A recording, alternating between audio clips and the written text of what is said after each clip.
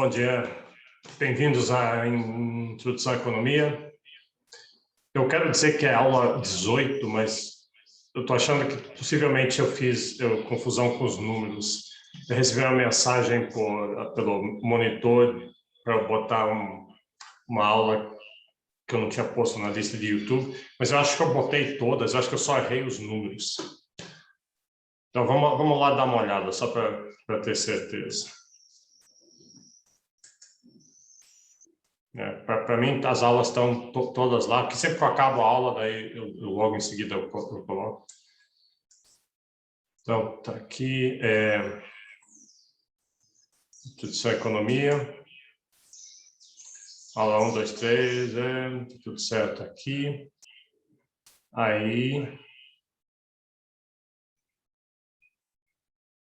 aula 14, essa supostamente teria sido a última aula antes da prova. Deixa eu só checar se é isso mesmo. Mas teria aula sobre números índices. Deixa eu ver se é isso.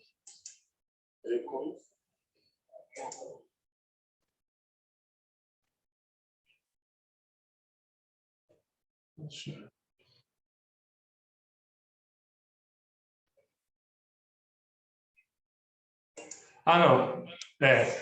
Essa é a aula de revisão, tá certo. Então, tá bom. Então, foi a aula de revisão, então 14 foi a última aula antes do...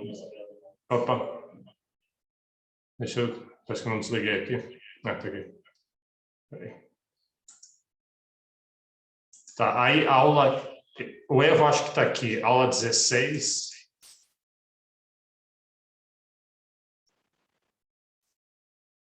Na verdade, deve ser 15. Vamos ver se é isso.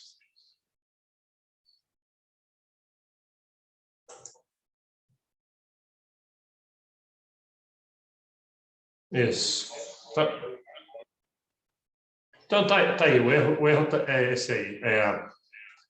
Agora, então, as aulas estão todas aqui. A 16 é 15, a 17 é 16, e hoje, de fato, é a aula 17. O problema só é que... Peraí, deixa eu tirar isso aqui. O problema é só que eu procurei aqui, não tem como mudar o nome, não tem como editar, pelo que eu estou vendo aqui. Não tem como editar. Eu acho que o único jeito é eu apagar a 16, 17, corrigir o nome e depois fazer o upload de novo. Só que isso toma um tempo danado. Eu vou tentar fazer isso, não vou poder fazer hoje. Essa aula hoje eu já vou subir ela com o nome certo, com o número certo, vai ser a aula 17, então vai ter duas aulas 17. E depois eu vejo para corrigir o número aí na aula 16, aula 17, para corrigir. Mas fiquem avisados, então, que tá aí, o material está todo aí. Desculpa a confusão.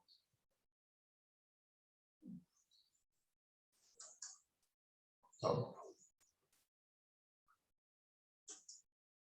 deixa eu compartilhar. Hoje, a gente acabou a aula passada a parte sobre inflação, teorias de inflação, diagnóstico de inflação, soluções, dado o seu diagnóstico, hiperinflação, vimos essas coisas todas. Então, hoje o tema é um tema novo, crescimento e produtividade, e daí quarta-feira que vem nós temos o controle de leitura, segundo controle de leitura, no mesmo esquema do primeiro.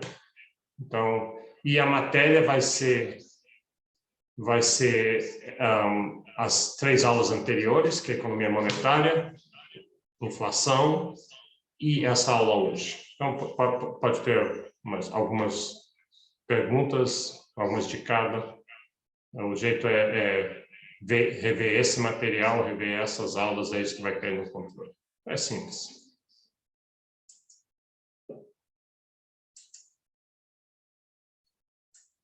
Compartilhar aqui.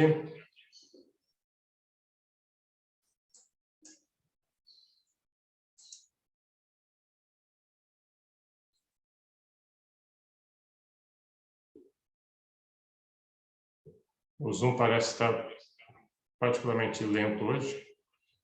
Pronto. Então, vamos lá. O tema agora é produção, crescimento econômico. Esse é o tema principal. Como parte disso, tem poupança e investimento, daí o sistema financeiro, e aí vamos entrar na parte de macroeconomia keynesiana.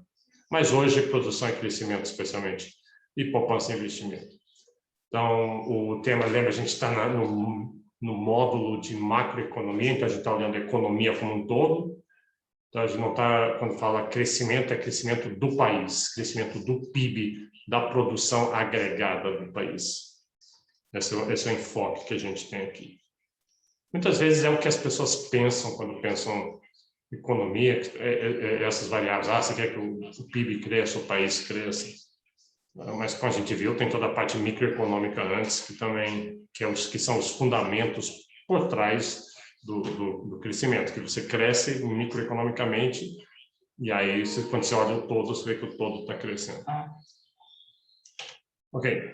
Então, poupança, investimento, crescimento, visão de longo prazo.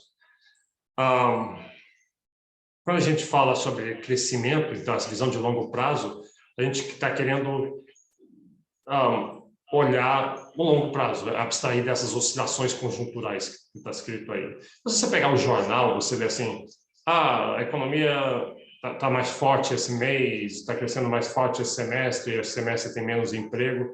Então, tem essas coisas que acontecem no dia a dia, sobe o preço da gasolina, cai o preço da gasolina, sobe o emprego, cai o emprego, juros, sobe, desce juros. Mas essa flutuação é de curto prazo, e a gente se interessa por isso, a gente quer saber isso. Mas aqui não, aqui a gente está querendo olhar longo prazo, em 10 anos, o que está acontecendo com o crescimento. O país está crescendo. Nesses 10 anos, mesmo se o país estiver crescendo, vai ter oscilações, vai ter períodos de queda. Então, tem oscilações, mas uma tendência de crescimento, essa tendência de longo prazo que a gente vai olhar. Então, a gente vai olhar especialmente PIB real, o PIB descontado da inflação, mas outras variáveis também, como juros, que estão por trás de tudo isso. Você vai ver aqui uma parte muito importante para entender crescimento, uma pré-condição para crescimento é poupança. Então, você sabe o que é poupança. Poupança é quando você tem renda, e geralmente você tem renda para gastar. Em algum momento vai gastar, mas você pode optar por não gastar toda a sua renda imediatamente, recebe seu salário, aí você não quer gastar ela imediatamente, e você poupa. Então, poupar é não consumir agora, não consumir de imediato. Ou, outro jeito de dizer isso é deferir consumo, você vai deferir. Não é que você abriu mão do consumo, você recebeu sua renda e diz, isso aqui eu não vou consumir, você rasga o dinheiro. Não é isso. Você vai deixar para consumir depois. Por que você faria isso? Bom, tem algumas razões. Uma é só por precaução, né? Talvez você precise usar o dinheiro depois. E às vezes vão guardar um dinheiro para um dia chuvoso, como eles dizem, para as contingências da vida. Mas outra razão, que não é separada dessa primeira, é que se você deferir o consumo, você pode consumir mais no futuro. Você não vai botar essa poupança embaixo do colchão. Você não vai esconder na caixa de sapato atrás do armário. Você vai botar num banco onde ela rende juros, onde ela vai crescer. Então, você deixa de consumir hoje para consumir mais no futuro. Então, poupança privada é poupança das pessoas, das firmas, né? Então, aqui é macro, então você está pegando o agregado de renda que as pessoas, firmas, grupos, corporações receberam e quanto que eles não gastaram naquele momento, naquele ano, naquele mês. Então, tirando o imposto, tem que pagar o imposto quando recebe a renda, mas tirando o imposto. Então, essa é poupança privada. E poupança pública o Estado também. O Estado recebe renda. Qual que é a renda que o Estado recebe? O Estado recebe arrecadação de impostos. E o Estado tem despesas também, tem gastos que tem que fazer, tem que pagar o funcionalismo público, tem que fazer investimento, etc.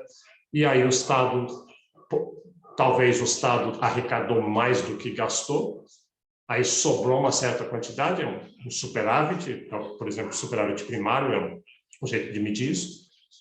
e aí o Estado guarda aquilo ali para usar no futuro, ou ele usa para pagar as dívidas, geralmente estados têm dívida para pagar. Ou, o que é mais comum, pelo menos na nossa experiência no Brasil, não é bem verdade, o Brasil teve um período grande de superávit, mas é muito comum um déficit, o governo arrecada, ele tem despesas, mas as despesas são maiores do que a arrecadação. Aí o que o governo vai fazer? Ele vai ter que pegar dinheiro emprestado do público, lançar títulos, pegar dinheiro emprestado, ou expandir a oferta de moeda de alguma forma, alguma coisa assim. Então, a poupança pode ser pensado como um trade-off entre o presente e o futuro. Não consumir hoje é um custo para você, é uma dor, é ruim para você no presente, mas você faz isso porque é bom no futuro. E isso é muito importante. Como vocês vão ver, eu vou mostrar aqui que o brasileiro não tem hábito de poupança. Não sei se é alguma coisa na cultura, nas instituições, nos incentivos, mas o brasileiro poupa muito. O brasileiro como em geral, né? Em geral. Mas eu poupo bastante, eu sou cuidadoso. Não, o brasileiro em geral, inclusive governos, inclusive firmas, especialmente comparado com outros países. Países asiáticos, por exemplo, na China, a poupança é muito maior.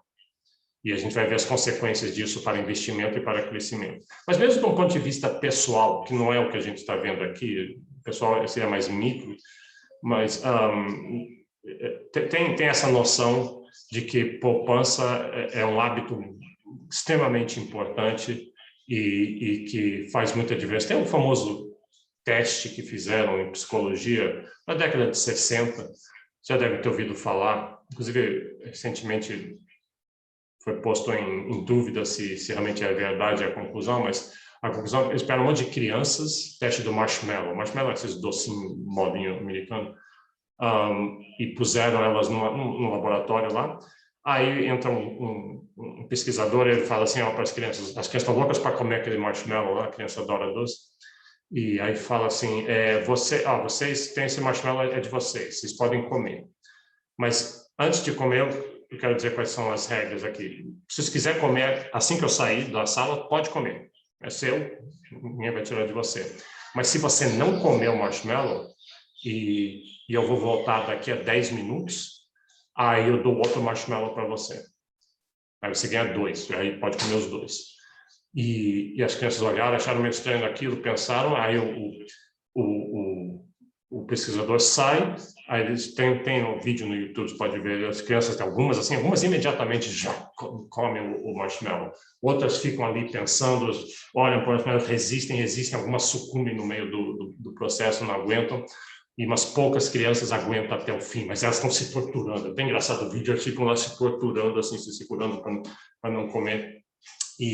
Mas aí o que a pesquisa fez, aí eles seguiram essas crianças, assim, 20 anos depois, foram lá, ou 30 anos depois, sei lá, e viram alguns indicadores de como estava a vida dessas pessoas. Elas se formaram, fizeram família, foram presas, salário, que tipo de emprego conseguiram, ideia de ter sucesso na vida ou não, e viram que tinha uma correlação muito grande. As crianças que resistiram, o marshmallow, conseguiram deferir consumo, fizeram poupança, de certa forma, se deram bem na vida, em média, mais do que os outros. E a ideia ali foi, claro que não é o marshmallow que está causando isso, é uma outra variável metida que está causando os dois. É essa, alguma coisa, hábito, ou cultura, ou alguma coisa interior, do jeito de ser, de pensar, de autocontrole e capacidade de deferir consumo. Então, porque envolve tudo isso, desde fazer poupança para estimular. Você tem esse problema o tempo todo, você diz assim, nesse momento eu podia estudar para a prova de introdução à economia, e vou ler aqueles textos, vou rever a aula, ou eu poderia ir fazer uma coisa outra divertida agora, ficar sei lá, no Instagram, no TikTok durante 3 horas. E aí você, ao fazer essa escolha, você sabe que uma escolha é a escolha correta, a outra escolha não é correta, por vários critérios, e só que aí tem um custo, né, de você resolver estudar. e, no entanto, ela é um investimento que você faz. Fazer exercício, comer bem, várias outras coisas na vida tem isso. Então, poupança é uma coisa... Bom, agora que eu já fiz o meu papel de proselitismo para autoajuda, a gente pode voltar para a economia. Então, poupança é isso. Investimento. Investimento é o outro lado de poupança. Se não tem investimento, se não tem poupança. Porque se as pessoas recebem sua renda, consomem tudo, como eu falo, consumir é bens finais, consome tudo, aí não tem poupança, aí não pode ter investimento. Investimento é quando você... Não, investimento não é consumo, você pega bens que foram produzidos e você usa aqueles bens para gerar outros bens no futuro, para fazer uma fábrica, para fazer fazenda, para produzir coisas. Então, tem que ter poupança para ter investimento. Claro que não precisa ser a mesma pessoa que faz o investimento. Algumas pessoas poupam, põem o dinheiro no sistema financeiro, e é por isso que a gente vai olhar o sistema financeiro nessa unidade, e o sistema financeiro empresta essas poupanças para outras pessoas que investem. Então, não é necessariamente as mesmas pessoas, mas no país tem que ter poupança, algumas pessoas poupando, algumas entidades, inclusive o governo, se é para ter investimento. Claro, tem uma outra opção, que o Brasil muitas vezes usa isso, a gente pode usar poupança externa. Então, não tem poupança aqui no Brasil, mas aí os chineses, outros países têm poupança, daí eles emprestam dinheiro para o Brasil. Então, pode ser assim também, pode ser poupança externa. Tem poupança privada, poupança pública e poupança externa. Quando você vê investimento direto estrangeiro no Brasil, é alguém no resto do mundo que não consumiu, poupou, e esse dinheiro está via mercado financeiro sendo emprestado para atividades produtivas de investimento aqui no Brasil. Então, essa relação entre investimento e poupança, muitas vezes a gente usa de forma confusa, assim, a gente fala assim, eu fiz um investimento, eu peguei metade da minha renda e eu estou investindo ela no mercado financeiro. Não, você não está bem investindo, você está poupando. O investimento vai ser feito quando aquele dinheiro for pego e usado para uma atividade produtiva. Mas dá para entender quando as pessoas falam, não tem, essa confusão não gera tantos problemas. Então, é uma identidade, investimento é poupança. Como eu falei, no agregado, sim, mas não necessariamente todo mundo que poupa está investindo, ou todo mundo está investindo está poupando. O mercado financeiro ajuda a equilibrar, a achar, que os poupadores achem os investidores. Então, vamos lá, o nosso bom e velho identidade do PIB. Lembra que a gente, na aula de contas nacionais, nós vimos isso aqui. Esse aqui é uma das óticas do PIB, essa ótica da despesa. A gente viu a ótica da renda e a ótica a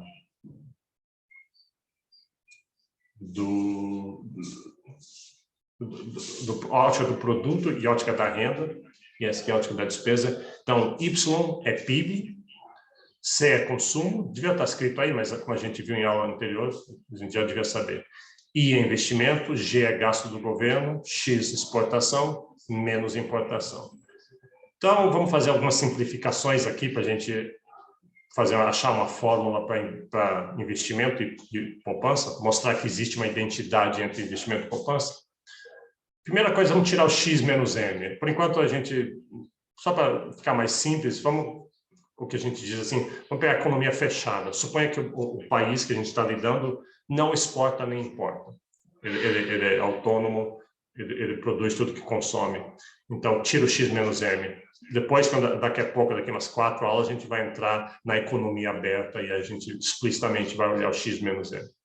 Então, a economia fechada aí vira Y igual a C mais I mais G. Rearranje, põe o investimento de um lado, que é isso que a gente quer a expressão para ele. Leva o Y para o outro lado. Você rearranja essa fórmula aqui, é bem simples, de álgebra simples. Então, investimento igual a renda do PIB, menos o que é consumido pelas pessoas, menos o que é consumido pelo governo. Então, olha o que quer dizer isso. a renda menos o que é consumido. Isso é a definição de poupança. Então, I igual a S, investimento igual a poupança. Tudo que não foi consumido da renda pode ser investimento, vira investimento. E ainda dá para ir um pouquinho mais adiante, fazer mais um detalhe aqui. Pega esse lado aqui, essa equação só virou de lado, mas ela está aqui. E vamos tirar aqui da renda, vamos também tirar aqui tem a renda recebida pelas pessoas, pelas firmas, menos o que foi consumido e menos o que foi pago de impostos. A gente está incluindo o governo aqui, né? A gente não botou o governo. O governo está aqui, mas vamos os impostos, vamos botar os impostos, ter os impostos. Então, as pessoas recebem a sua renda, pagam os seus impostos, consomem parte daquilo que sobrou, e aí o que sobrou é a poupança privada. E o governo recebeu renda. Esse T que as pessoas pagaram vai para o governo. Então, o governo recebe aqui, isso aqui o governo recebeu essa renda, menos o que o governo gasta, essa é a poupança do governo. Que, de novo, pode ser positivo, não pode ser negativo. Muitas vezes o G é maior do que o T. Aí você diz, mas como é que se enfiou esse T aí na equação? Onde é que se tirou ele? Como é que se pode? Não, repara o que aconteceu. O T foi simplesmente, eu subtraí ele aqui, menos T, e somei ele aqui. Como eu estou no mesmo lado da equação, subtraindo e somando a mesma coisa, eu não estou mudando a equação. Eu estou somando zero de um lado e somando zero do outro, como se fosse. Então, o T não mudou a equação, é a mesma equação que está aqui, porque eu posso simplesmente cancelar esse T com esse T, então não mudou a equação, mas me permitiu mostrar que a poupança total, S, é a poupança privada, mais a poupança pública. E isso, o que o setor privado não consome, o que ele poupa e o que o governo poupa, vira investimento. E esse investimento é que vai gerar crescimento. É isso que a gente está estudando aqui, aula sobre crescimento de longo prazo. Investimento na forma de construção de fábricas, de fazendas, de infraestrutura, de pesquisa e várias outras coisas. Então, sem poupança não é investimento. Em uma economia fechada, uma economia aberta, pode ser, lembra, pode vir essa poupança externa, mas a gente está supondo uma economia fechada. E investimento aumenta a capacidade produtiva, com esse investimento vai gerar a capacidade de produzir mais. Aí se produz mais e no futuro vai ter crescimento. Então, existe uma forte correlação entre investimento e crescimento. A gente tem que tomar cuidado sem dizer especificamente investimento causa crescimento, porque crescimento também causa investimento. Um país que cresce muito vai ter mais renda para poupar, para investir. Então, tem que tomar um pouquinho de cuidado, como sempre, com correlação e causalidade. O ponto aqui não é esse, é simplesmente que é importante investimento. A gente, como economista, a gente quer olhar para o país e ver se está tendo poupança, investimento, se não, será que tem algumas políticas públicas que podem ajudar isso e incentivar isso? Como eu falei no Brasil, como as pessoas e as firmas, por alguma razão, poupam pouco, uma das coisas que, historicamente, o Brasil fez foi umas poupanças forçadas. Por exemplo, a FGTS, quando você trabalha em certos tipos de regimes de trabalho, você está fazendo uma poupança forçada. Você nem sabe o que você está fazendo, porque você recebe seu salário, você já recebe líquido, você já tira o imposto para pagar para o governo, mas tem um outro pedaço que pega e diz assim, ó, esse parte, o FGTS, ou tem alguns outros, isso aqui é seu, mas você não pode tirar agora.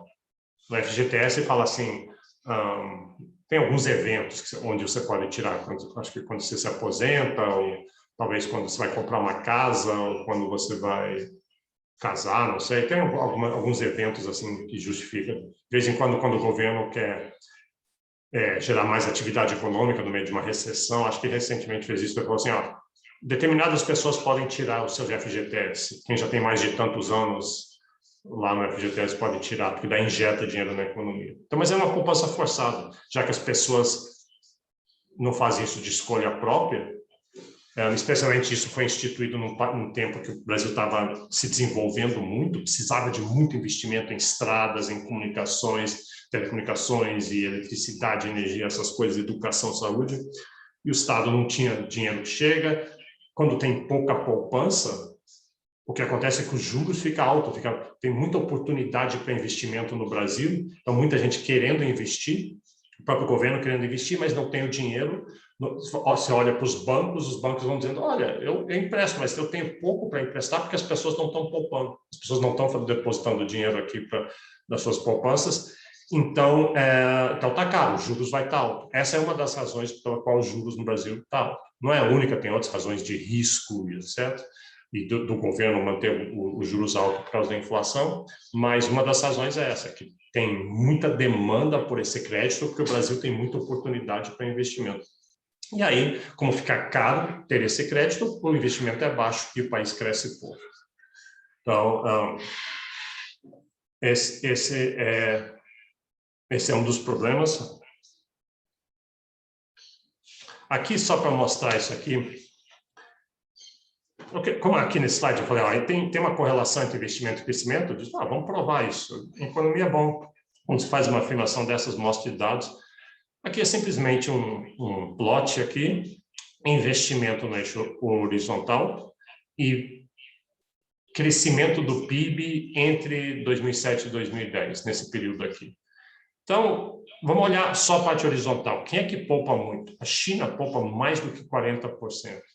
Isso aqui é assustador.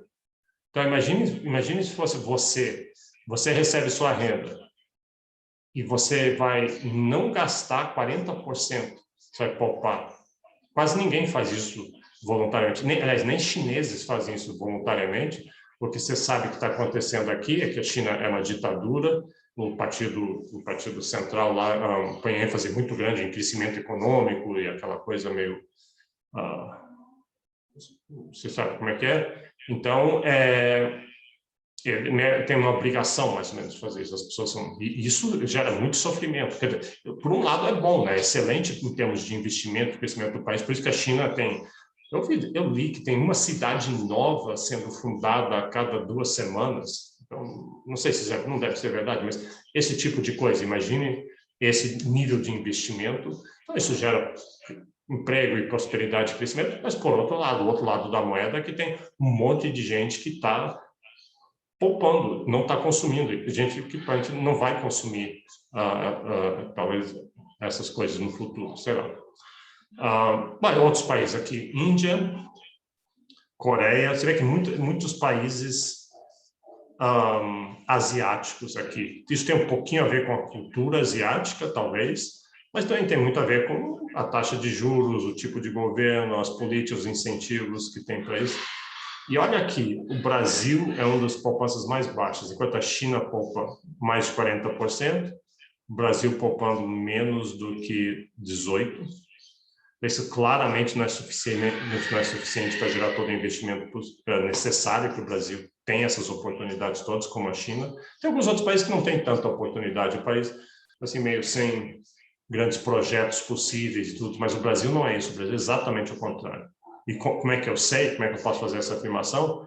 É que toda vez que a situação política no Brasil fica mais ou menos estável e a econômica também mais ou menos estável, a gente teve vários períodos desses no passado recente, de 94 a 2010, 2015, até 2015, quando começou a ficar muito conturbado aqui, investimento externo vinha fortemente para o Brasil. O Brasil era o segundo país depois da China que mais atraía investimento externo.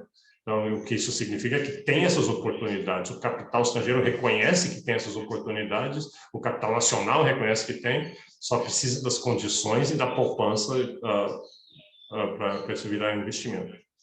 Então, o Brasil... Aí você pode falar assim, mas você está criticando a taxa de poupança e investimento do Brasil, mas olha a Alemanha e Estados Unidos. Não é mais ou menos a mesma coisa, é 18%. E aí eu falo, sim, mas esses são países ricos, desenvolvidos, estão em outro estágio de desenvolvimento. Eles já têm a boa parte da sua infraestrutura construída. Boa parte de investimento passado já existe lá, né? E além de outras fontes para fazer isso. Deixa eu parar um pouquinho, que avisou aqui que minha internet está instável. Deixa eu ver se está.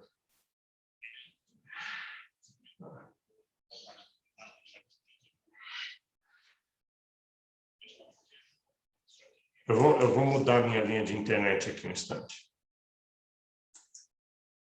Eu possivelmente está travando ali.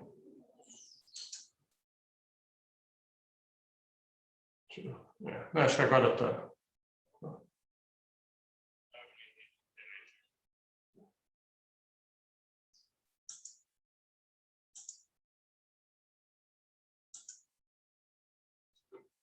Ok, eu acho que agora melhorou.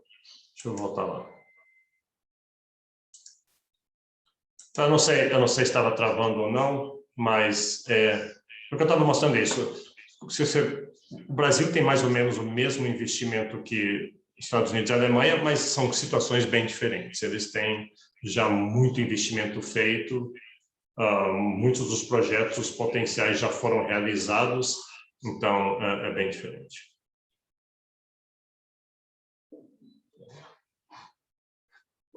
Uma das razões, eu acho, assim, especialmente pessoas como aqui em Brasília, quem é funcionário público, um desses motivos que gera pouca poupança. Tem vários motivos culturais, institucionais e históricos, mas um desses é institucional. Assim, se você, a sua vida inteira, como é bem possível que seja o seu caso, morando aqui em Brasília, é o meu caso, a sua família toda funcionários públicos, todo mundo, seus tios e avós, são todo mundo funcionário público.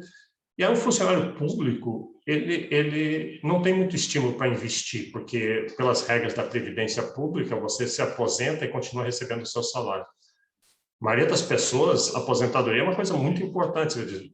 Você, de repente, em algum ponto na sua vida, quando você fizer, sei lá, 70 anos, você não vai mais ter renda mensal.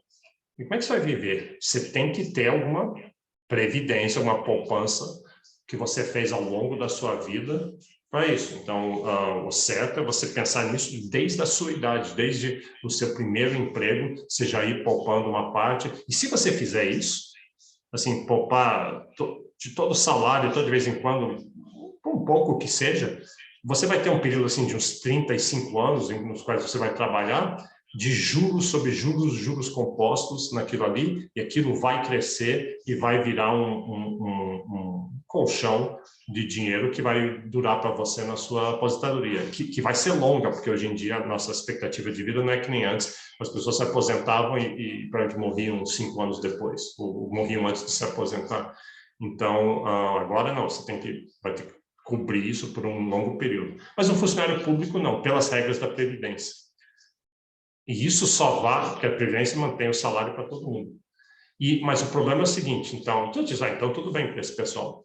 Mas o problema são pessoas que, por exemplo, vocês que não estão no funcionalismo público ainda, e mesmo se entrarem, as regras da Previdência mudaram, porque a Previdência não tem como pagar isso para todo mundo. Isso dava para fazer no começo, quando tinha muita gente jovem entrando, que daí os salários deles pagavam a aposentadoria dos mais velhos. E as regras agora não são assim. Então, se você entrar, o grande perigo é, se você entrou no funcionalismo público, diz, tá, eu não preciso poupar porque vou fazer que nem meus pais, meus tios, meus avós, que nunca pouparam nada porque eles tinham salário garantido para a vida toda, mas aí quando você vai ter surpresa. Você diz, não, me aposentou, e aí a sua previdência vai ser extremamente pequena, não vai dar para viver. Você diz, mas, puxa, mas não é isso que eu fui prometido, eu fui prometido manter meu salário. Aí você vai olhar lá e dizer, não, isso é quem estava nas regras anteriores. E, infelizmente, é isso. Na verdade, felizmente, porque não é correto essa generosidade tão grande da pequena casta de pessoas que conseguem se aposentar pela Previdência Pública, e, na verdade, quem está bancando isso é o resto da sociedade. Não diga isso para funcionários públicos, que eles ficam bravos. Bom, aí o que a gente está tratando é crescimento econômico de longo prazo. Então, A gente viu que o papel de poupança e investimento. Esse gráfico acho que eu mostrei lá nas primeiras aulas, mas então, longo prazo, aqui é longo prazo mesmo. Essa aqui é o PIB médio da humanidade. Então, o que quer dizer o PIB médio da humanidade? São lugares tão diferentes, mas só para curiosidade. E, obviamente, é um chute isso aqui, a gente não sabe isso, não tem esses dados, mas o ponto importante é esse aqui. A humanidade era pobre, porque 10 mil anos antes de Cristo, essa aqui é mais ou menos a Revolução Neolítica. Antes disso, as pessoas a humanidade era caçador-coletador, que eram pequenos grupos nômades, compartilhavam muito, é bem diferente. Mas a partir da Revolução Neolítica tem agricultura, sedentário no mesmo lugar, aglomerações maiores, passa a ser necessário ter direito de propriedades, instituições, hierarquias, e então, mas aí, por que eu mostrei isso aqui numa aula de crescimento? Aqui, olha o que acontece aqui, durante todo esse período, 12 mil anos, o crescimento econômico é basicamente zero, negligenciável. Não tem uma tendência de crescimento de longo prazo da humanidade. Claro que tem Império Romano em algum ponto aqui, dinastia Song gera uma bolha de crescimento na China, Império Otomano, Império Persa, tem dessas bolhas de tentativa de crescimento, mas elas são curtas no tempo histórico que a gente está olhando aqui e tem forças puxando para baixo. A gente chama isso da armadilha malthusiana, lembra que a gente viu em outra aula? Então, esse é o dilema malthusiano, que assim que uma sociedade consegue gerar mais crescimento, né? Aqui a grande escassez é a própria necessidade mínima calórica para sobreviver e para reproduzir. Então, as sociedades estão esbarrando nesse mínimo. Quando eles conseguem localmente resolver, aí produzem mais, mas aí se reproduzem mais também e cresce a população, né? E esse crescimento populacional é exponencial, enquanto que o crescimento econômico ali, a produção tende a ser aritmético, então rapidamente a população fica maior e aí volta a escassez e traz de volta. Essa é a armadilha malthusiana. Mas, tem o vermelho e tem o azul, que são duas estimativas diferentes, mas elas são muito parecidas, né? Esse azul realmente usou dados. O vermelho é meio que um chute baseado em dados arqueológicos. Mas o importante aqui é que não tem crescimento nesse período todo, mas, de repente, tem um estouro de crescimento. Isso aqui é realmente impressionante. Quando você olha nessa escala, toda essa riqueza, prosperidade, coisas, produção que a gente vê à nossa volta, mesmo os países pega um país pobre, tem telefones, tem transporte, tem tecnologia, tem alguma educação, alguma saúde, alguma organização, que comparado com esse outro período todo, é maravilhosa. Ainda é carente, dado as nossas expectativas hoje, mas mesmo os países mais pobres têm muito. E por que aconteceu? O que aconteceu aqui? Aqui cheguei um pouquinho mais perto. Primeiro, para a gente saber aonde é o ponto de inflexão. O ponto de inflexão é mais ou menos aqui. É a Revolução Industrial, que faz isso. E o que está mascarado aqui, nessas médias que eu estou mostrando, é que isso é local, é num lugar muito específico. Então, é Europa Ocidental, primeiro Holanda, depois, quase que simultaneamente, Inglaterra, depois Estados Unidos, depois Alemanha, depois lugares como França, outros países da Europa Ocidental, e eventualmente espalhando para outros países. Vamos sair da média, ver a variabilidade. Aqui está a variabilidade disso. Eu peguei só alguns países para não poluir o gráfico. Botei alguns países ricos, alguns países em desenvolvimento, do jeito de falar isso. E você vê que de 1950 até hoje, esses países aqui cresceram bastante. Isso aqui está em termos reais, preços constantes. Então, em termos reais, vamos ver, sabe, duplicou, mais do que duplicou nesse período, então isso é muito bom. Esses países aqui embaixo também cresceram. A gente sabe que o Brasil, por exemplo, o Brasil está aqui, esse azul, especialmente esse período aqui, olha, a inclinação aqui, um período muito grande de crescimento. Aliás, se você for olhar aqui, O Brasil é um dos países que mais cresceu nesse período. Esse aqui, acho que é o Japão, fez uma transição do grupo de baixo para o grupo de cima, mas esse é outro fato importante, quase nenhum desses países está fazendo essa transição. Então, tem esse hiato no meio. Não é verdade que não tem nenhum país aqui, tem alguns países aqui, mas tem poucos. Realmente é bipolar. Tem dois grupos de países, países ricos, países pobres, países desenvolvidos, países subdesenvolvidos, primeiro mundo, terceiro mundo, não tem essa parte aqui no meio. Essa é um fato estilizado do crescimento. E mais, você podia dizer, mas não tem problema, porque esses países aqui, é só dar tempo. Dá tempo e esses países vão crescer, que vai haver uma convergência entre os países. E por que algumas pessoas acreditam nisso? Por que surgiu essa teoria? Bom, ela tem várias forças que empurrariam nessa direção. A principal delas, eu diria que é juros. Mercados financeiros globalizados. Você geralmente, quando ouve essa palavra mercados financeiros globalizados, você ouve um contexto pejorativo. Alguma coisa acontece de ruim no Brasil, alguém... esses são os mercados globalizados que fizeram isso. Mas aqui, qual que é a lógica aqui? É que, veja como é que funciona aqui. Os juros nesses países aqui, juros é o preço do capital, o preço do crédito, é o preço do investimento. E lembra, investimento é o que gera crescimento. Então, como aqui tem muito capital, tem muita poupança, tem muito capital disponível, então os juros é baixo. Aqui embaixo, como a gente sabe, morando no Brasil, o Brasil é um dos campeões de juros já há muitas décadas, dos lugares com juros mais altos, ou tem escassez de capital. Tem muitos projetos potenciais não realizados, em alguns países como o Brasil tem muitos desses projetos, então tem demanda muito grande por investimento e tem pouco capital, então os juros é alto. Se os juros é alto aqui e os juros é baixo aqui, o capital aqui, em vez de investir, em vez de poupar aqui, poupa-se ali, mas isso vai para o mercado financeiro e vira um investimento aqui. O capital vem para esses países aqui, é aquele investimento direto estrangeiro, por exemplo, é um dos jeitos que vem no mercado acionário e várias outras formas. E investimento entrando no Brasil, na Argentina, na África do Sul, Botsuana, vira crescimento. E aí, se esses países, então, estão investindo mais que os de cima, os países de baixo irão alcançar os de cima. Essa é a teoria da convergência. Tem outras forças que empurrariam nessa direção, mas olhando o gráfico assim, batendo o olho, aparentemente não está acontecendo. Né? Parece meio que uma boca de jacaré, não parece?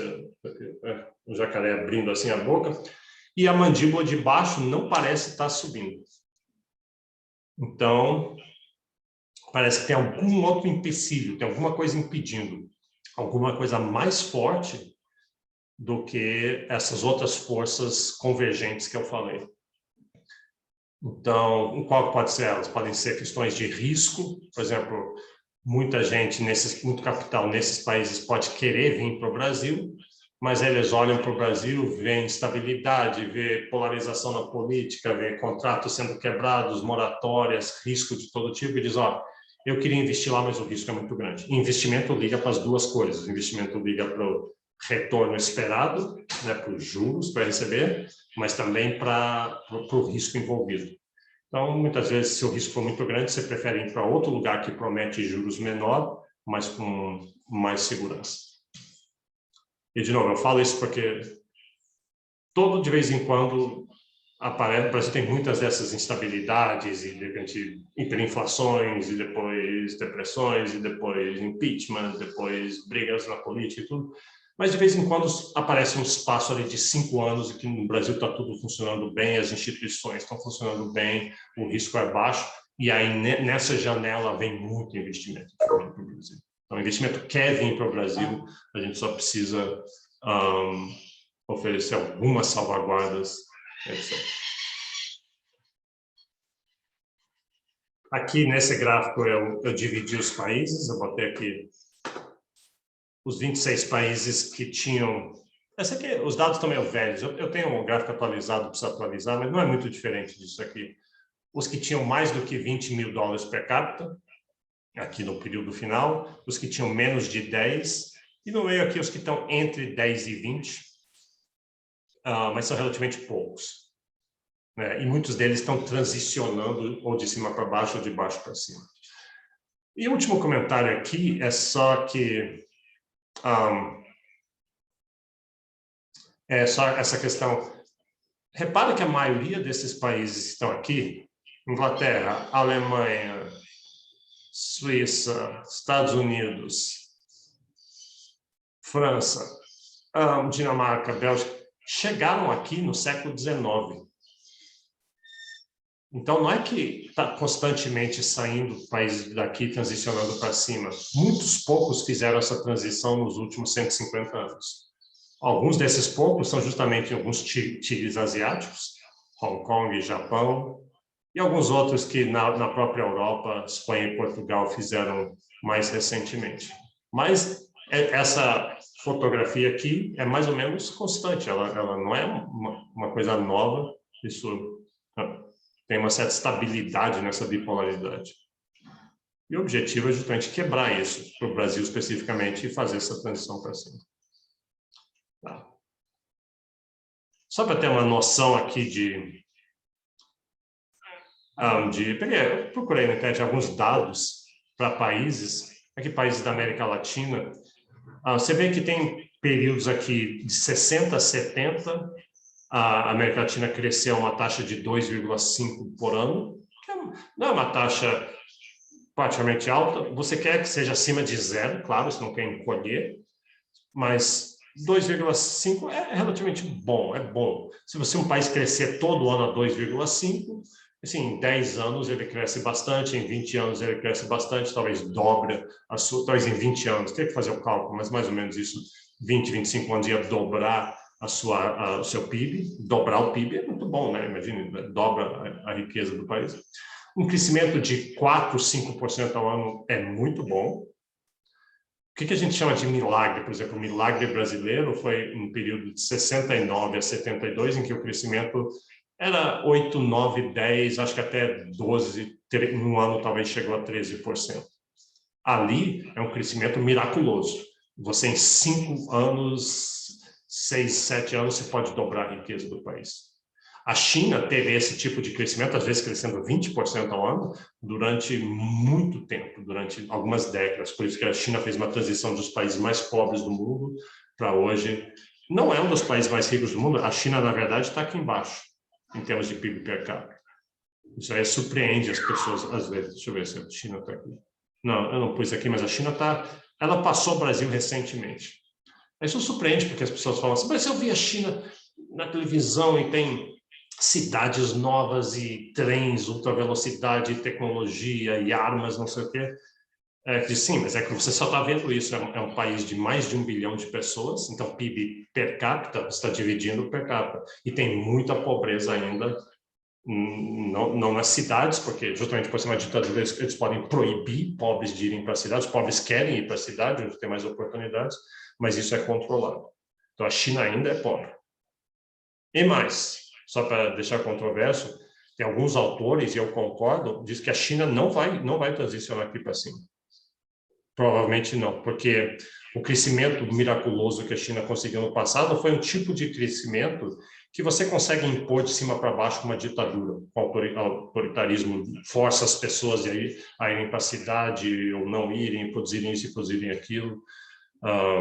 Isso sem pensar no sofrimento humano que aquilo está gerando. Mas o problema é que então, isso gera um crescimento rápido, fácil de realizar, mas uma vez que você chega num nível tecnológico, um nível de evolução, o crescimento subsequente depende de inovação, depende de criatividade e esse é o tipo de coisa que você não consegue impor nas pessoas. Você não pode chegar para um laboratório de cientistas e dizer, achem a cura para tal coisa, senão vocês vão presos. Isso é contraproducente, inclusive, isso não funciona. Então, acho que a China vai esbarrar em taxas menores de crescimento. Tem uma opção. Uma opção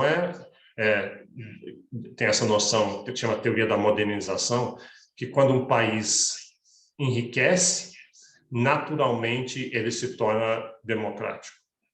Então, pode ser isso. Eu não vejo isso acontecendo porque nos últimos 5 anos a China ficou mais autoritária, mais culto ao presidente, mais daquelas coisas de ditadura fortaleceram. Então, eu não vejo uma classe média chinesa surgindo e demandando participação, demandando voz, demandando democracia.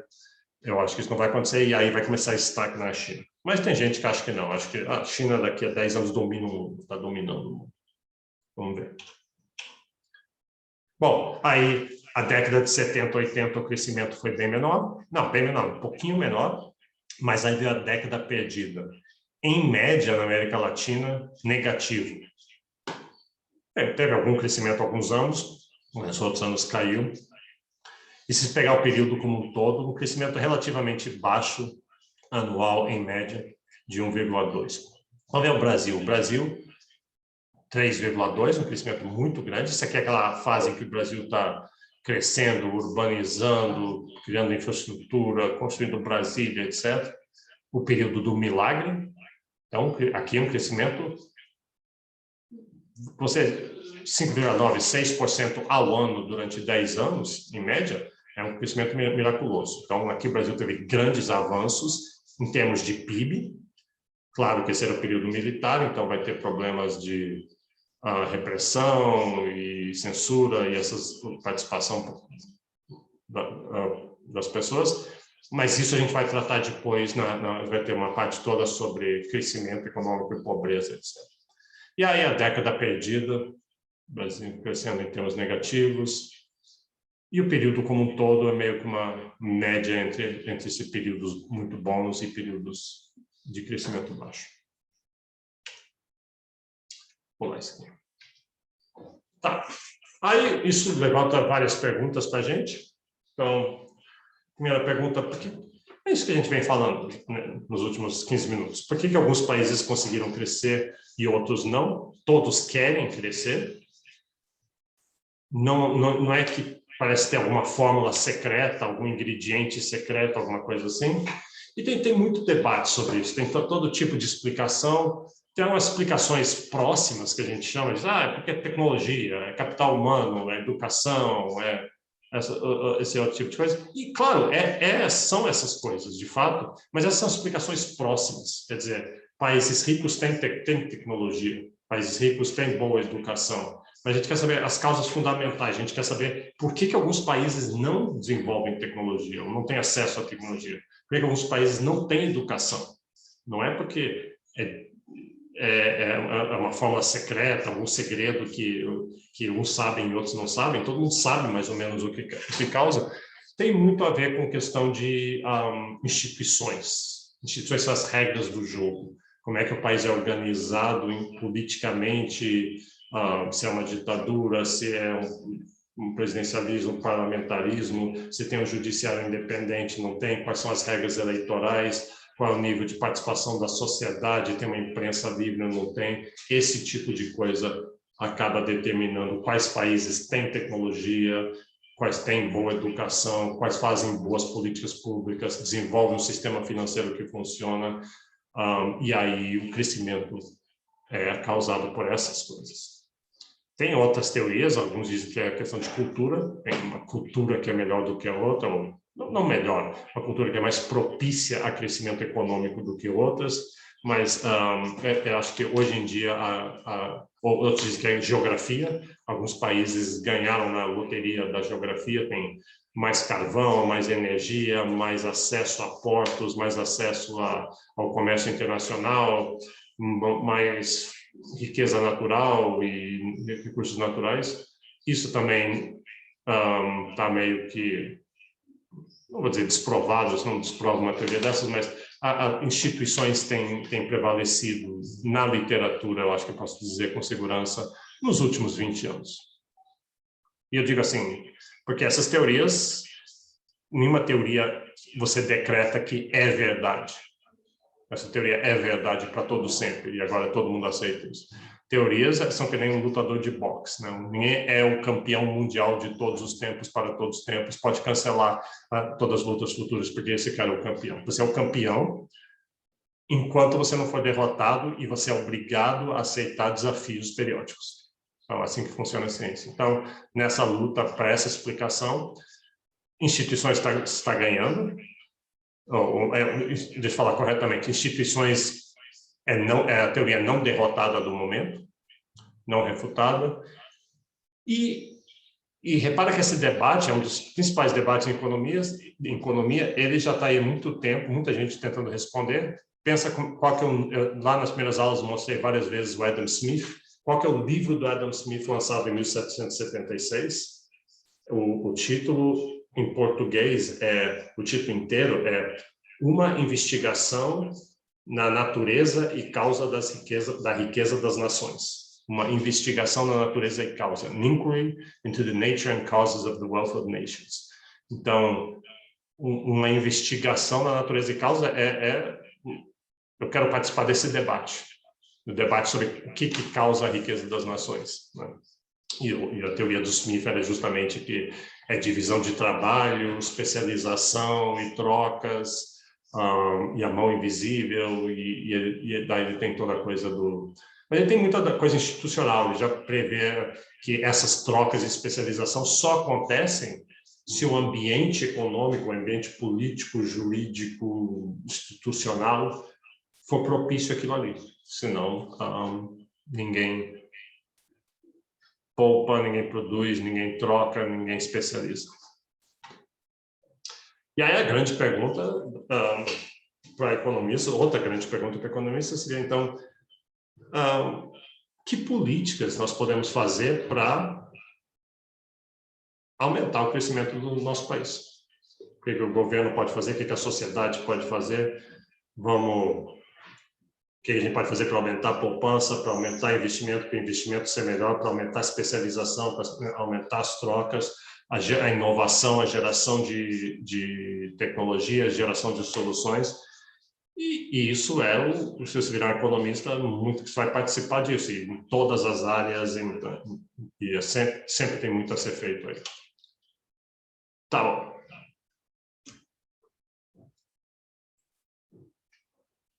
Então, isso que é crescimento econômico, alguma dessas perguntas que surgem.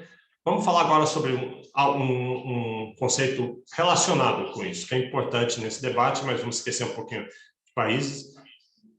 É a ideia de produtividade. O que é produtividade? Como é que isso encaixa? A gente diz assim, tá bom, então a gente viu que é importante ter poupança, poupança vira investimento, investimento vira crescimento, mas por que investimento vira crescimento? Não, o que está no meio dessas coisas? Tem investimento e ele vira quanto crescimento?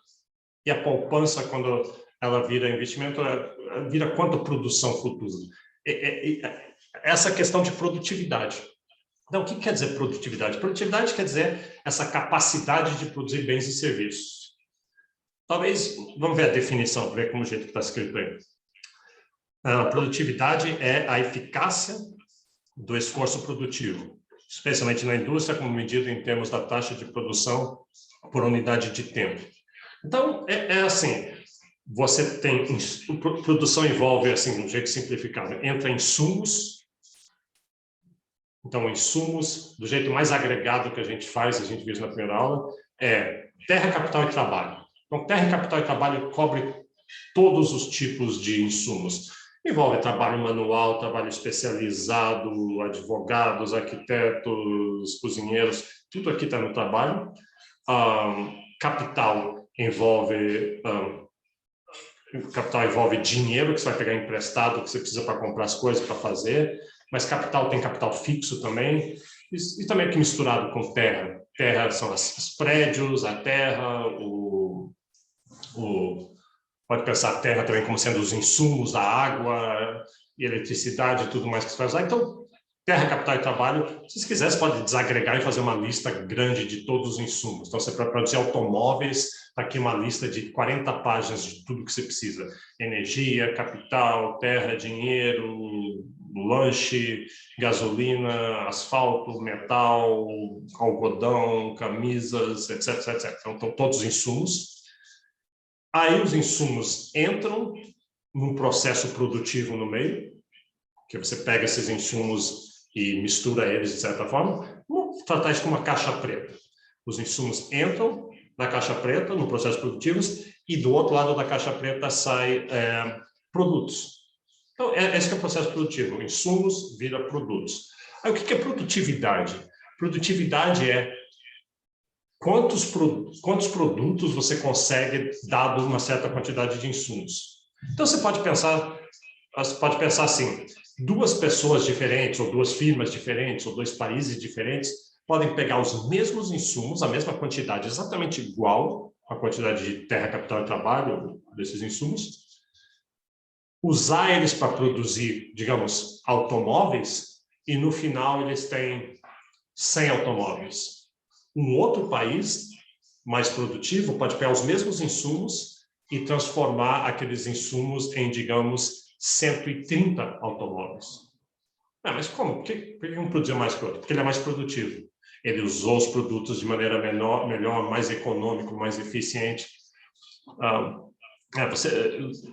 A gente vê isso o tempo todo. Tem gente que cozinha, pega assim, os mesmos, assim, 12 ovos, 2 quilos de farinha de trigo, tanto açúcar, tanto chocolate, não sei o quê, e a outra pessoa ao lado dele com as mesmas coisas, e um faz 10 bolos e o outro faz 15 bolos. E outra coisa, melhores, ou né, qualidade também. Às vezes faz os mesmos 10 bolos, mas muito melhores. Então, é mais produtivo nesse sentido também de qualidade. Então, isso que é produtividade. E acaba que países mais ricos são mais ricos porque têm maior produtividade. Outro jeito de falar, um país que seja mais produtivo vai ficar mais rico que o outro que é menos produtivo. Claro que os países não começam com os mesmos insumos, cada país tem a sua dotação de terra, capital e trabalho, e seus problemas e suas vantagens, etc.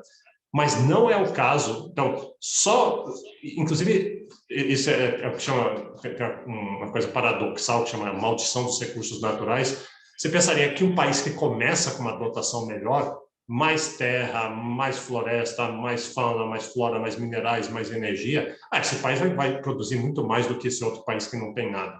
Mas acaba que, muitas vezes, é o contrário. Esses recursos naturais acabam sendo uma maldição. Eles geram guerra, geram corrupção, geram ditaduras, genocídios de vários tipos. Tem muitos experimentos desses. No Brasil, o pré-sal meio que foi isso, né? A gente, descobrimos o maior reservatório de petróleo do mundo, o Brasil vai ficar rico em 5 anos. Não, ao contrário, gerou um monte de corrupção, um monte de briga e etc.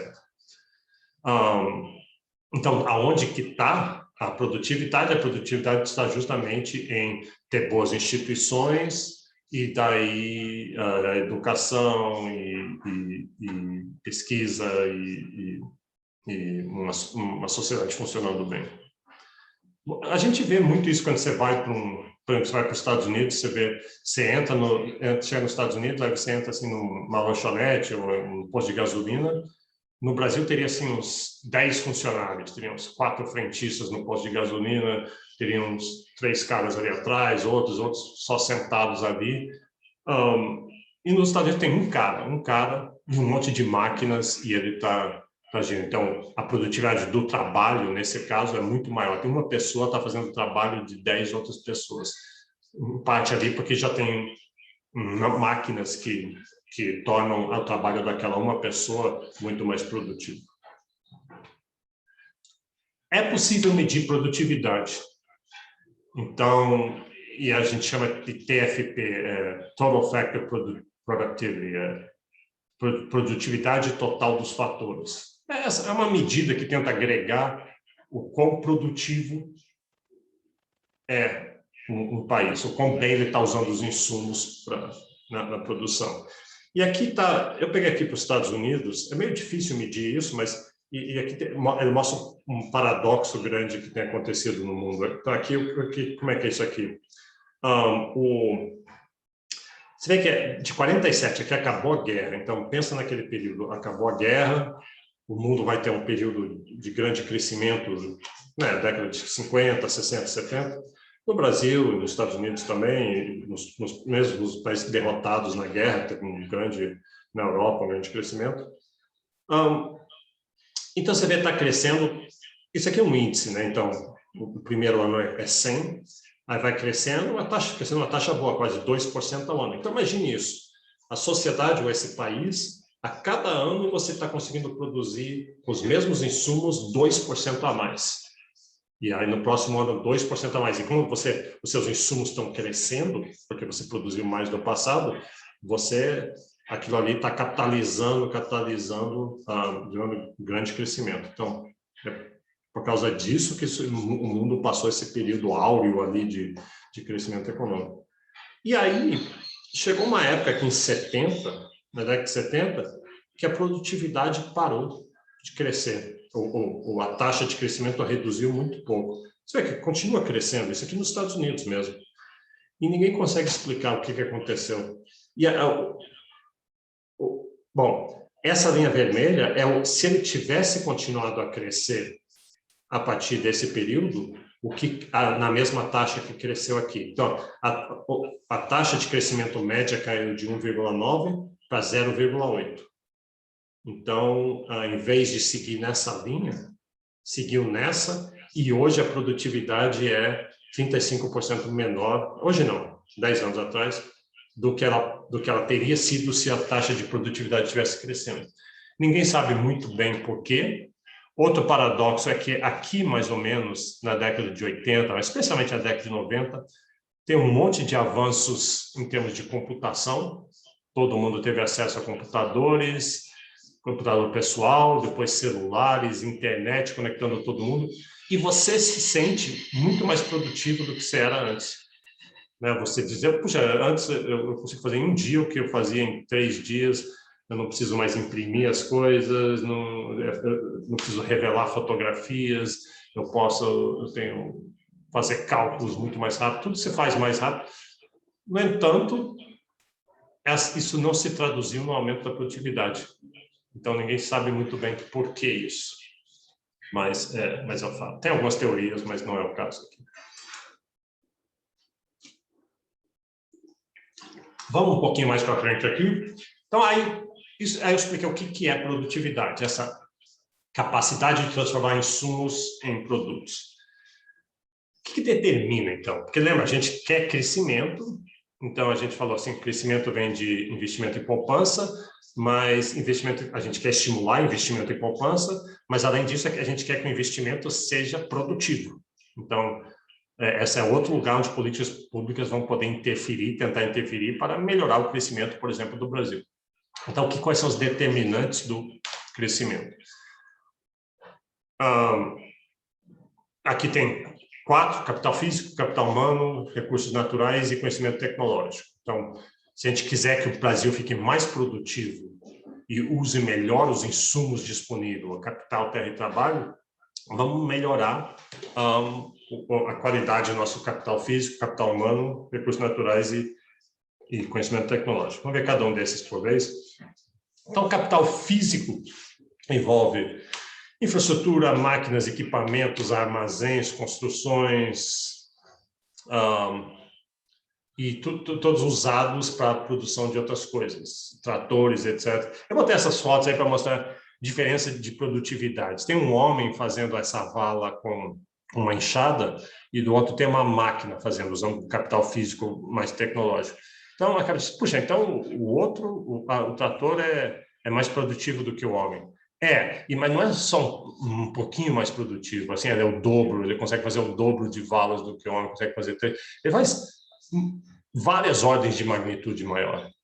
Então, não é nem comparável. A máquina faz coisas que eu não poderia fazer com 100 homens. Nem ia conseguir, porque isso é impossível fazer. Então, capital físico, todo mundo, isso é muito intuitivo, todo mundo sabe disso. Aliás, a maioria das pessoas acham que é só isso, que é só capital físico que determina a produtividade. Então, isso aqui é muito claro. Então, uma das coisas que um país precisaria fazer é ter capital físico melhor. Outro é capital humano. Capital humano envolve humanos. Tem muita gente que critica economistas. Vocês, economistas, vocês falam capital humano como se as pessoas fossem máquinas, como se você está desumanizando as pessoas, tratando eles como um mero insumo no processo produtivo.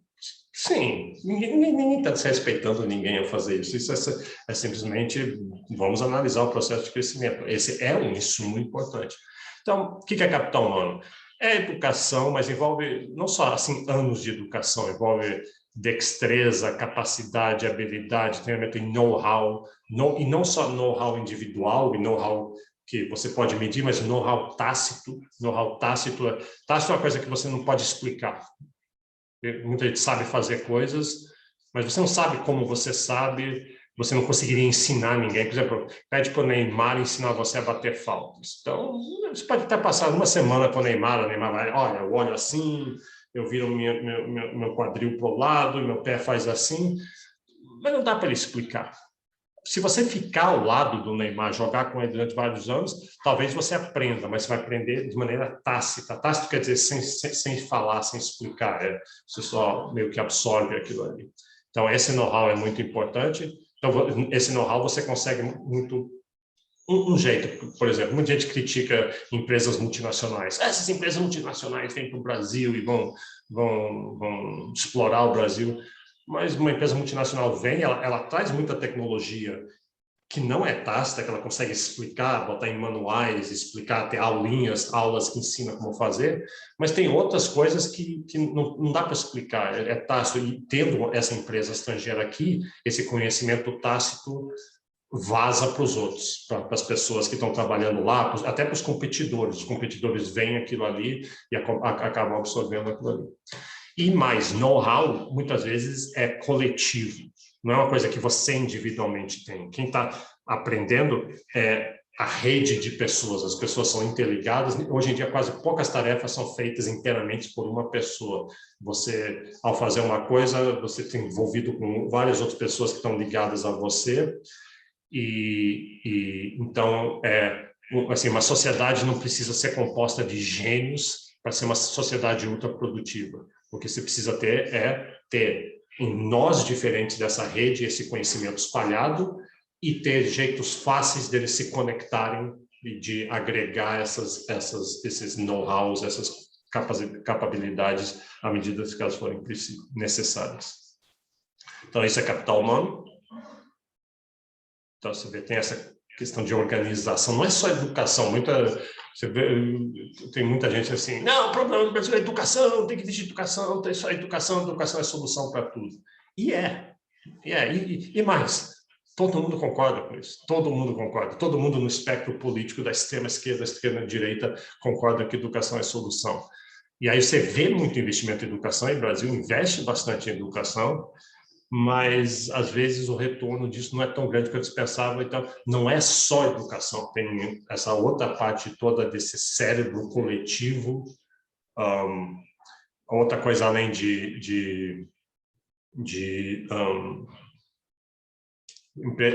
além de empresas multinacionais, imigração é muito bom. Aqui no Brasil, a gente tem muito pouca imigração, então não é controverso. Nos Estados Unidos e na Europa, a imigração é muito controversa. As pessoas querem impedir imigração. Vem esse pessoal de fora aqui entrar a roubar nossos empregos. Mas a imigração traz esse conhecimento. Um jeito que você vê isso é que países que têm muita imigração, a cozinha fica muito melhor. Imigrantes trazem novas cozinhas, novos jeitos que acabam se misturando com jeitos locais e com outras cozinhas de outros imigrantes, e a qualidade da cozinha fica muito melhor nesses locais. Enquanto que o lugar que é fechadinho lá não se envolve com o resto do mundo. E isso, cozinha é uma tecnologia também, então é a mesma coisa. É uma boa metáfora para isso. Tá bom. Recursos naturais. Recursos naturais é aquilo que eu falei. Você diz assim, o processo produtivo precisa de água, energia, carvão, peixes e minérios e todas essas coisas, e sol e fertilidade. Mas tem esse problema da maldição dos recursos naturais. Se eu chegasse para você e falasse assim, se Deus chegasse para você e falasse assim, eu vou criar um mundo, eu tenho um monte de países aqui, para você e o seu povo, eu tenho o seguinte, tem esse país aqui que é grande e tem terra e fertilidade, e tem minérios, e tem petróleo, e tem carvão, e tem energia, quedas d'água, e portos, etc.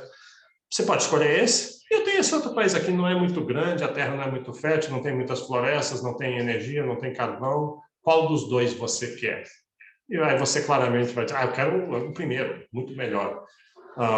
Aí passa 500 anos depois, esse país pequeno, o Japão, está desenvolvido, tecnologia, PIB alto, qualidade de vida muito maior, e o primeiro, o Brasil, está, não é praticamente um país pobre, mas um país de renda média, mas cheio de problemas. Então, não é só recursos naturais. Não quer dizer que recursos naturais necessariamente fazem isso. Tem exemplos contrários.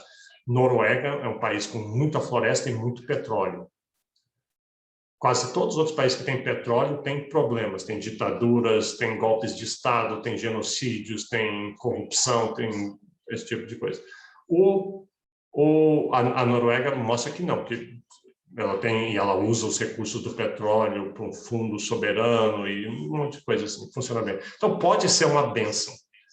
De novo, a resposta é instituições. Se você já tem instituições fortes, geralmente recursos naturais são bem usados e as brigas que iriam de capturar aqueles recursos naturais que geram essas guerras, esses genocídios e essa corrupção, as instituições barram aquele tipo de competição e aí funciona bem. Com instituições fracas, essa disputa pelas rendas dos recursos naturais acaba descambando em corrupção e mortes e esse tipo de coisa. E, finalmente, capital tecnológico é meio que uma coisa à parte que perpassa os outros. Vocês têm tecnologia, ele melhora seu capital físico, melhora seu capital humano, melhora o uso dos recursos naturais. Então, conhecimento tecnológico não é só tecnologia de máquinas assim, mas sabe, formas de usar as coisas, usar a ciência, de criar conhecimento, de achar soluções para problemas. Está sempre evoluindo, sempre expandindo, está recombinando o que você sabe. Geralmente é assim que funciona a inovação. Inovação não é um gênio que vem do nada, está aqui uma coisa nova aqui que ninguém nunca imaginou. Geralmente, quase sempre, a inovação a gente já sabe essas coisas todas, aí tem várias recombinações do que a gente já sabe e gera uma coisa nova. Então, você é o que chama de estar expandindo o adjacente possível, está empurrando a fronteira tecnológica, não para um lugar mirabolante que a gente não vislumbra, mas é só expandindo um pouquinho, recombinando coisas que a gente já sabe para gerar uma terceira coisa, e agora você tem mais coisas ainda para recombinar do que você tinha antes. Então, é exponencial isso aí. Conhecimento tecnológico pode ser público, o Estado tem um papel de incentivar essas coisas, mas geralmente, como eu falei no caso da China, isso vem de esforços de firmas privadas, pessoas, grupos, universidades. Tem uma mistura de Estado tentando incentivar, mas geralmente quando o Estado tenta fazer, não funciona tão bem. Por isso que vai ser um problema muito grande da China. E aí tem jeitos de estimular a inovação, por exemplo, dar patentes para as pessoas. Se você inventar algo novo, um grande empecilho de inventar algo novo é que você não ganha nada. No momento que você inventa, todo mundo copia você. Aí você, poxa, eu tive um trabalhão e não ganhei nada com isso. Então, tem jeitos de direito de propriedade intelectual para tentar fomentar isso, mas não absolutos, porque você quer que os outros copiem. Não adianta alguém inventar uma coisa e ficar só para ele, ou ficar cobrando caro para os outros usarem. Você quer que alguém invente, mas eventualmente que todo mundo tenha acesso àquela informação. Então, patente e direitos de propriedade intelectuais têm que ser bem calibrados para estimular a produção sem impedir a difusão do produto. Tá. Acho que vamos parar aqui. A gente continua na próxima aula, já deu mais de 1h20, então não é bom estender muito. A gente continua aqui nesse mesmo tema. Vamos botar isso numa função de produção depois. Tudo isso que a gente falou, capital físico, capital humano, capital natural, vezes a tecnologia que está multiplicando essas coisas, vai gerar um PIB. E o melhor que forem K, H e N e a tecnologia, o maior que vai ser o PIB. Então, tem alguma pergunta, alguma dúvida quanto a isso? A gente continua, então, semana que vem, segunda-feira.